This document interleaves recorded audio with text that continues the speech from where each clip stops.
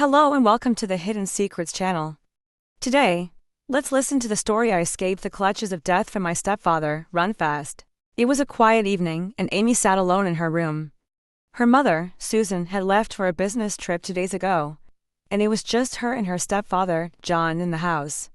Amy had always been uneasy around John, but until now, there had never been a reason to worry. Her mother had always assured her that John was a kind and trustworthy man. But tonight, Amy couldn't shake off a strange feeling. John had been acting differently lately. His gaze lingered a little too long, and he had started showing up unexpectedly in places where Amy was. She brushed off these thoughts, convincing herself that she was overthinking. However, as the hours passed, the sense of dread grew stronger. It was 10 p.m. and John knocked on her door. "Amy, are you still awake?" John's voice was low and almost gentle. Amy's heart raced. She didn't want to open the door. "Yeah, I'm awake. What do you need?" she called out from her bed, trying to sound casual. "I just wanted to check on you," John said. "Your mom won't be back until tomorrow. I thought we could watch a movie together or something." Amy hesitated. She felt trapped, she had nowhere to go, and declining his invitation might make things awkward. But she knew something was wrong. "No thanks, I'm tired. I think I'll just go to bed early," she said, hoping that would be the end of it. There was a pause. She could feel the tension through the door. "All right," John said slowly. "Good night then." Amy exhaled in relief when she heard his footsteps retreating down the hall. She waited a few moments before getting up to lock the door. She sat back on her bed, trying to calm her racing mind. Tomorrow, her mother would be home, and everything would be back to normal. She just had to get through tonight. But as the house grew quieter, the unease in Amy's chest deepened. Amy lay in bed, staring at the ceiling. The soft ticking of the clock was the only sound that accompanied her. She couldn't shake off the anxiety building inside her. Her phone buzzed with a message. Her mother had sent her a text. "How's everything going? I'll be home by noon tomorrow." Amy quickly replied, trying to sound calm. "Everything's fine, Mom. See you tomorrow." Putting the phone down, she felt a wave of relief wash over her. But it was short-lived. She couldn't ignore the way John had been behaving lately. He was her stepfather, someone her mother trusted completely. Yet there was something unsettling in the way he looked at her now. At around midnight, the house became eerily silent.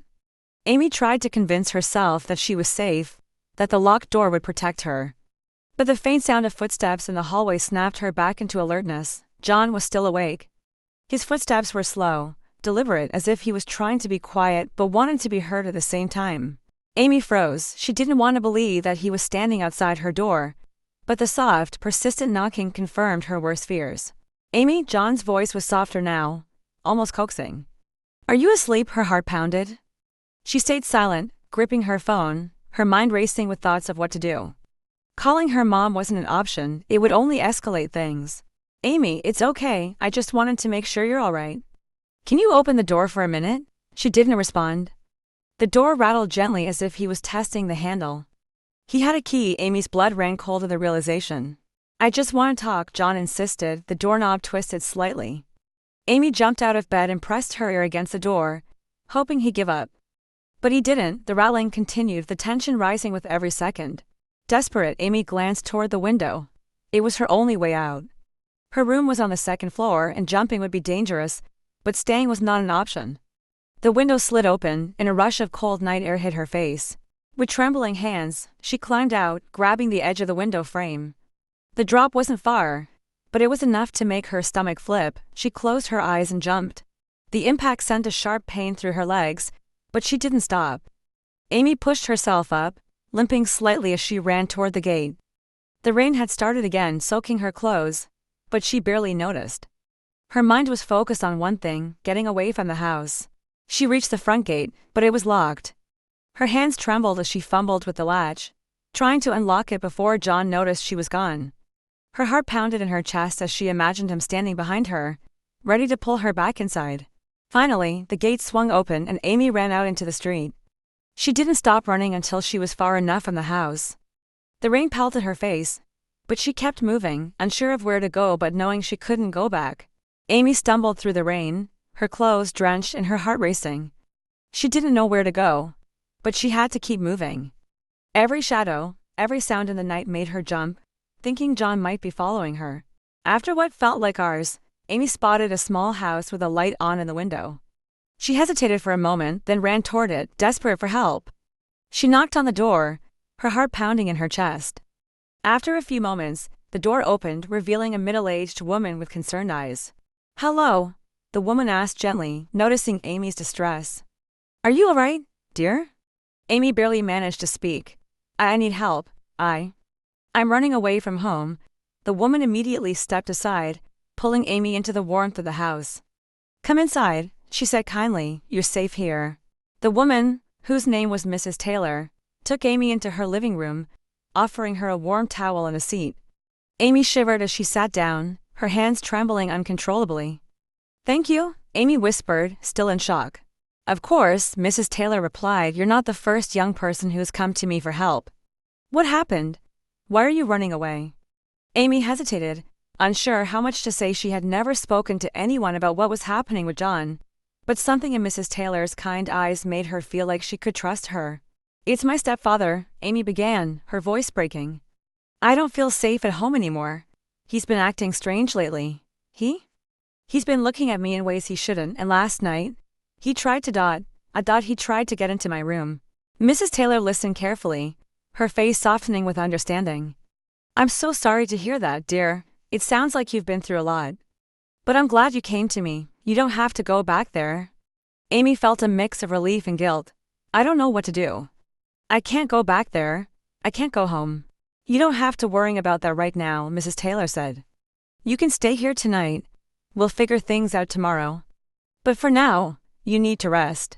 Amy nodded, feeling a bit of calm wash over her for the first time in hours. She lay down on the couch, exhausted but too scared to sleep. The thought of John still haunted her, and she couldn't shake the fear that he might come looking for her. Amy stayed up through the night, her mind racing. She was in Mrs. Taylor's living room, wrapped in a blanket, trying to calm herself. The rain continued to pour outside and the house was peaceful. Amy couldn't relax, couldn't stop thinking about what had just happened and what would happen next. The next morning, Mrs. Taylor woke up early and made a cup of tea for Amy. "I know you must be exhausted," she said softly, "but we need to think about what to do now. Do you have anywhere else to go? Or someone you can call?" Amy shook her head, feeling hopeless. "My mom is away. She won't believe me if I tell her. She trusts him so much. Your mother needs to know the truth, though," Mrs. Taylor said, her voice gentle but firm. "You need to tell her what's been happening. You have to stand up for yourself." Amy's heart sank. She was terrified. She didn't know how her mother would react. Would she believe her? Or would she side with John? "I don't know if I can," Amy whispered. "What if she doesn't believe me? What if she gets mad at me for accusing him?" Mrs. Taylor looked at her with compassion. "It's a hard thing to do, but the truth is important. You have to protect yourself, Amy. Your safety comes first." Amy nodded, feeling the weight of her decision pressing on her. She didn't want to lose her mother's love, but she couldn't keep living in fear. She had to tell her the truth, no matter how difficult it was. After a few hours, Amy received a message from her mom. "I'm almost home. I'll be there in about an hour." Amy's hands shook as she read the message. This was it. She was going to have to face her mother and tell her everything. She had to be strong. "Are you ready?" Mrs. Taylor asked softly, her tone supportive but also serious. Amy nodded. "I have to do this." She thanked Mrs. Taylor, then left the house. The walk back to her own house felt like an eternity. Every step brought her closer to her mother, but also to John, who she feared might be waiting for her. When she arrived home, her mother's car was parked outside. John was standing beside the front door, talking to Susan. As Amy walked up the path, her mother turned and saw her. "Amy, where have you been? I was so worried," Susan exclaimed, rushing over to her daughter. Amy hesitated for a moment, gathering her courage. She looked directly into her mother's eyes, her voice trembling. "Mom, I need to talk to you. It's important." Susan's expression softened and she placed a hand on Amy's shoulder. "What's wrong, sweetheart?" Amy swallowed hard. "I don't feel safe at home anymore. It's John. He's been He's been doing things that make me scared. Last night, he tried to get into my room." Susan's eyes widened in shock. "What do you mean?" "John would never do something like that." "I'm telling you the truth, Mom," Amy said, her voice steadying. "He's been acting weird and last night he tried to come into my room. He has a key. He's been watching me in a way that's Wrong. Susan looked from Amy to John, her face now a mixture of confusion and concern. John, is this true? John's face went pale and for a moment he said nothing. Then, he looked at Susan, trying to maintain his composure. I don't know what she's talking about. Amy's just confused. Amy's heart pounded as she saw her mother's face shift between disbelief and growing suspicion. Mom, please believe me. I don't know how to explain it, but I can't stay in that house anymore. He's dangerous. As Amy stood there, her heart racing and her hands trembling, she realized that no matter how difficult the path ahead seemed, she had finally found the courage to speak up. Her mother, Susan, stood before her, her face a mixture of shock, disbelief, and growing concern. It was a moment Amy had been dreading for so long, but it was also the moment that would change everything. For a long, tense silence, Susan stared at Amy, processing her daughter's words. The weight of the situation hung heavy in the air. Finally, Susan spoke, her voice breaking the silence. Why didn't you tell me sooner? She asked, her voice trembling. The hurt in her eyes was evident, but there was also a sense of determination growing. She stepped closer to Amy, her hand reaching out to gently grasp her daughter's. I didn't know how, Amy whispered, her voice barely audible. I thought maybe I was imagining things, but I couldn't pretend anymore. Susan's face softened with compassion as she pulled Amy into a tight embrace. I'm so sorry, my love. I should have been more aware. You are so brave for telling me the truth. Amy felt the weight of the fear and tension that had been building inside her for so long begin to lift. In her mother's arms, she felt a sense of safety she hadn't felt in what seemed like forever. The truth was out, and despite the pain of that revelation, she knew she had done the right thing. Susan turned to John, her voice now firm and resolute. We're leaving, John. I don't know what has happened to you, but you have betrayed my trust in the worst way possible. I will never allow you to hurt my daughter again. John stood frozen, unable to speak, his face pale, and his body stiff with disbelief. But Amy didn't look back. She knew she had to leave, and she needed to do so without hesitation. Turning back to her mother, Amy nodded. Let's go. We don't need him anymore. Susan took her daughter's hand and led her away from the house. As they walked toward the car, Amy felt a mixture of emotions swirling inside her: relief, sadness, anger, but most of all, she felt empowered. The road ahead would be difficult, but she was no longer alone in facing it. That evening, as they drove to a new place, one where they could heal, rebuild, and find peace, Amy realized that speaking the truth had been the hardest thing she'd ever done, but it had also been the most important step in reclaiming her life. With her mother by her side, she knew that the journey to recovery would be long, but it was also one of hope and resilience. In the end, Amy learned that bravery wasn't just about facing the truth, it was about knowing that she was worthy of love, respect, and safety. And from that moment on, she vowed to never let anyone make her feel small again.